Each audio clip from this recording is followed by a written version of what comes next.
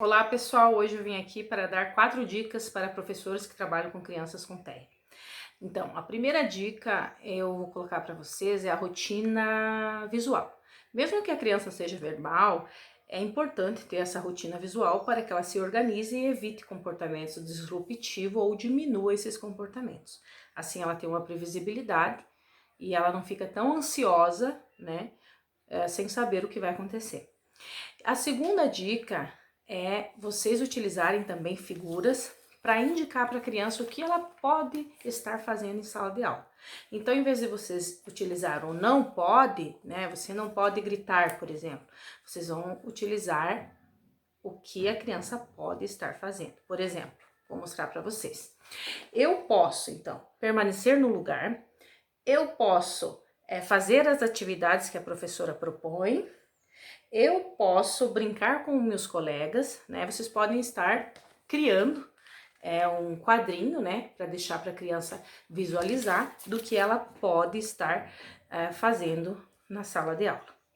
A terceira dica que eu vou dar para vocês é quando vocês vão fazer uma atividade com a criança, que ela tem muitos passos a ser seguido, a criança com TEA, muitas vezes, por questão de atenção, ela não consegue entender todos os processos, então, dessa atividade, ou todos os comandos, né, que foram dados. Então, quando uma criança, por exemplo, vai pintar uma atividade, vai recortar essa atividade, vai colar e vai escrever alguma coisa, é necessário que alguém auxilie essa criança a entender cada etapa dessa atividade.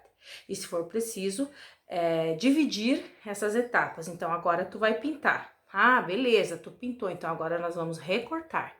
E assim vai trabalhando sucessivamente para que chegue o dia em que a criança vai entender todos os comandos que forem dados para ela, tá? E a quarta dica é quando vocês usarem expressões, por exemplo, para a criança, vocês usem mais que um exemplo, tá? De comando, mais que um exemplo de expressão para que ela entenda. Porque como a criança com TEA é pensamento muito literal, às vezes ela pode não entender daquela forma que está sendo pedido. Então tem que mudar a forma de pedir. Por exemplo, agora nós vamos fazer uma atividade. Pulem uma linha. A criança com TEA pode entender que o pular uma linha não é deixar uma linha em branco, mas sim pular, o movimento de pular. Então, eu estou aqui dando uma dica para vocês utilizarem outras formas de falar a mesma coisa para essa criança. Olhar para ela e dizer, pular uma linha é deixar uma linha em branco ou não escrever nada nessa linha. E sempre estar atento e observando a criança para que ela evite o erro, né? O erro de copiar uma atividade errada ou qualquer outro tipo de erro, certo?